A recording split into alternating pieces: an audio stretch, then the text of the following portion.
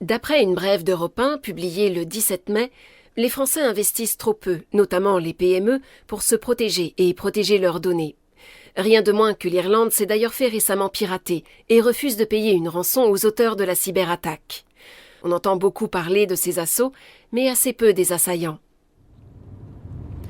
Thomas A. arrive à la bretelle d'autoroute qui doit l'amener directement en centre-ville. Il appuie un peu sur l'accélérateur.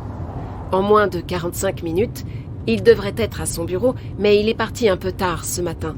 C'était son tour d'emmener ses enfants à l'école. La journée s'annonce bien chargée. Il doit présenter cet après-midi à l'ensemble de son équipe en charge du secteur français le programme d'opération de phishing qu'ils vont lancer sur la France pour les prochaines élections.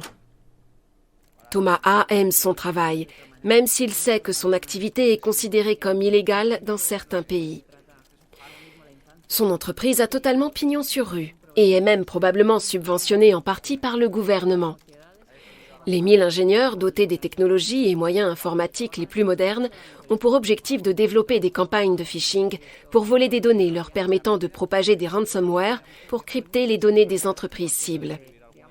Réclamer une rançon sous la menace de divulguer des informations confidentielles portant atteinte à l'entreprise est souvent très lucratif. Thomas pointe ses emails et jette un œil aux résultats des campagnes de phishing d'hier. La pêche a été bonne. 3 entreprises piratées ont donné des résultats productifs. Une petite entreprise industrielle de 15 personnes est cryptée. Une demande de rançon de 1 500 € a été exigée pour libérer les informations. L'attaque d'une grosse entreprise travaillant dans l'aéronautique a permis de récupérer une bonne partie de ses données de recherche et développement. Ces éléments sont transmis aux services techniques pour analyse de la valeur des données volées, probablement plusieurs millions. Ces dernières ont aussi été cryptées, mais pourront aussi être divulguées avec une demande de rançon de 500 000 €. Les données d'une étude de notaire ont été cryptées avec une demande de rançon pour 10 000 €. Bref, la journée d'hier a été vraiment productive pour l'équipe de Thomas A. Ce dernier est satisfait. La campagne de la France commence plutôt bien. L'après-midi entière est consacrée à la réunion de préparation des campagnes de phishing articulées autour des élections de juin.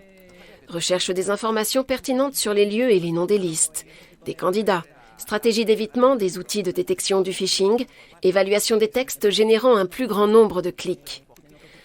Après cette grande journée, il règle quelques détails avant de partir rapidement, car il doit récupérer ses enfants chez ses beaux-parents.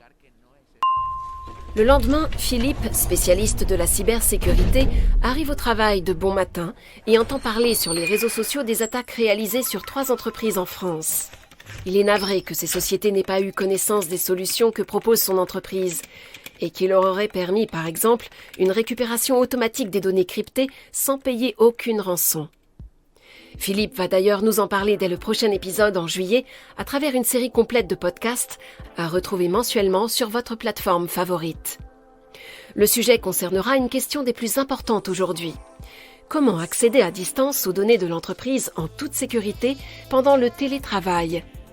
Rappelez-vous, les menaces sont sans limite. Protégez-vous. À très bientôt.